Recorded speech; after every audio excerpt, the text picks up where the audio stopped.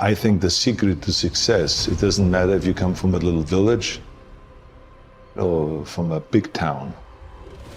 There's one thing that you have to do, and that is you have to first of all work your ass off. And number two, you have to have a very clear vision of where you want to go. You have to be brave. You have to be tough. You have the discipline to follow through. And it is very important that you don't listen to the naysayers. Because in every step of the way, when you make decisions like, I want to be a bodybuilding champion of the world, people say, this is impossible, this is an American sport, it's never going to happen. When I wanted to be in the movies, they said, you have an accent, it's never going to happen. No one ever became a leading man when you have an accent. Everything is always impossible until someone does it.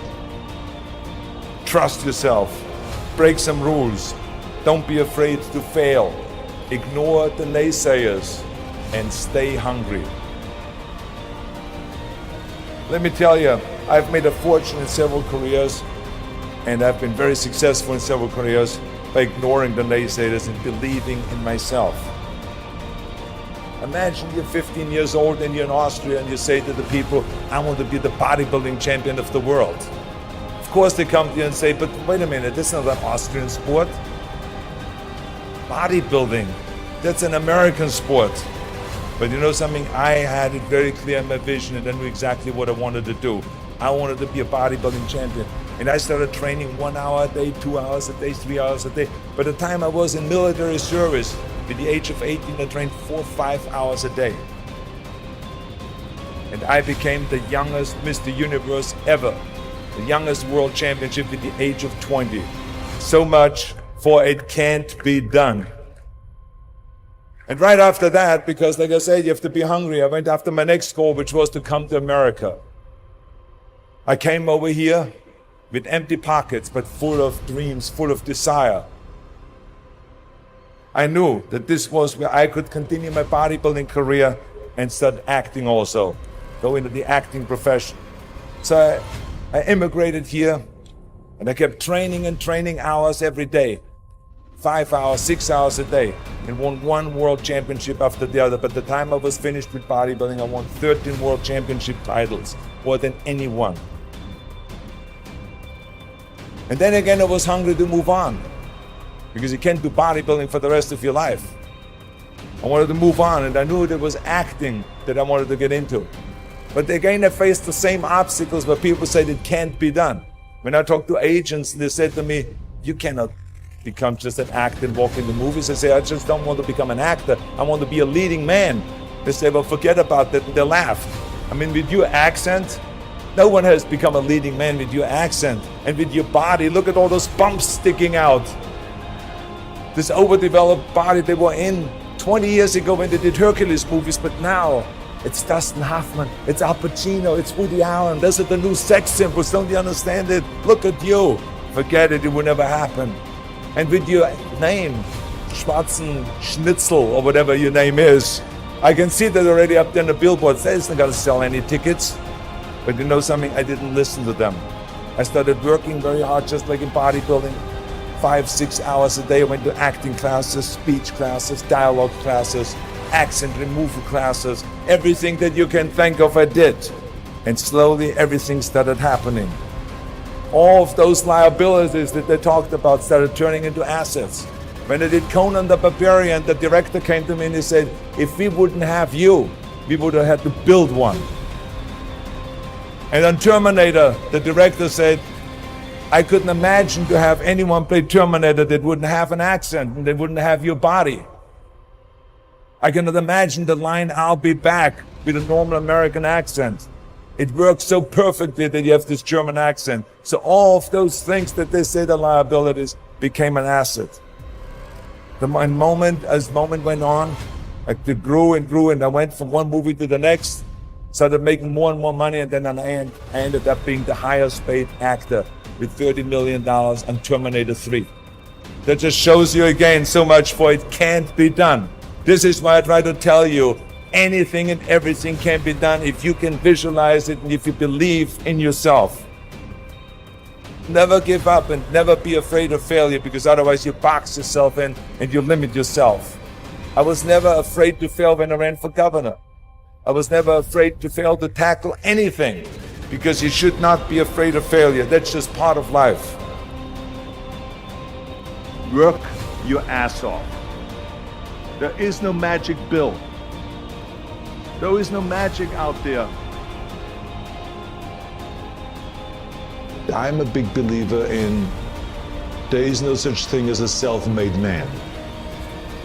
Because so many times people say that you're a self-made man, you're the perfect example of the American dream and this and that. And these are all great compliments, but the reality is, as I always said, that you can call me anything you want. You can call me Arnie, Schwarzenegger, Governor, Schnitzel, whatever you want to call it, but don't ever call me self-made man. Because I would not be here if I wouldn't have had parents that were dedicated and gave us the love and the affection and the discipline and all of the stuff right from the beginning. I wouldn't be here if I wouldn't have had the help from so many bodybuilders in Graz that helped me. Then all the way to Munich, Albert Busek, then Joe Weider that brought me to America. He brought me to America and he gave me the confidence. He paid for the first apartment in South America. Without that, I wouldn't have made it. So how can I say that I'm a self-made man? Including when I was governor, I had 5 million people voting for me. Every one of those people that voted for me helped me to become governor.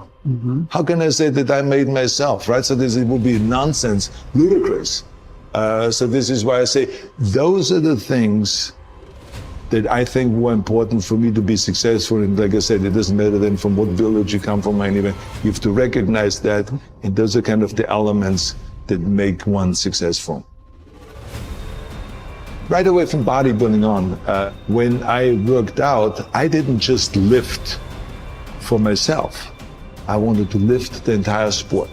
I always was interested to work towards something that is bigger than me, something that is going to be around much longer than me.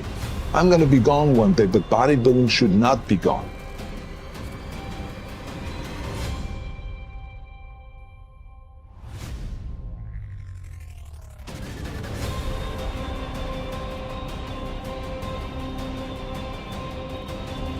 No matter how successful you get, no matter how old you get, you always have to be hungry for more.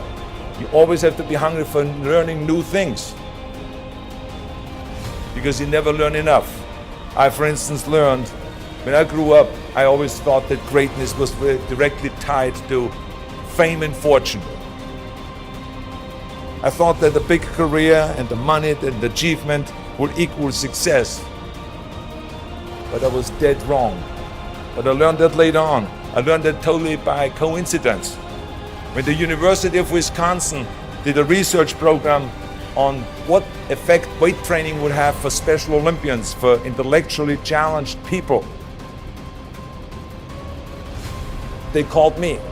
They said, Arnold, you're the expert in this subject. We want you to come up to the university and to help us with our program, to help us with our Special Olympians. And I flew up to the University of Wisconsin and I helped. And there were these kids. The first exercise we decided to do was bench press, and they were all standing in line. The first kid laid down on a bench. I put a 40-pound barbell over his chest and he did a simple exercise of bench press. He did 10 reps. Then he got up, and then the next one laid down. I put the barbell over his chest, and then that kid started breathing really heavy, and all of a sudden he started screaming really loud. And he jumped up, I pulled the bar back, and he started shaking. I realized that he was scared of the weight. So I calmed him down. I said, it's okay. Just watch your friends do the bench press, and maybe you want to try it again. And the friends came through and they did all their bench press, and everyone did great performance. And then all of a sudden he stood in line on the end and tried again.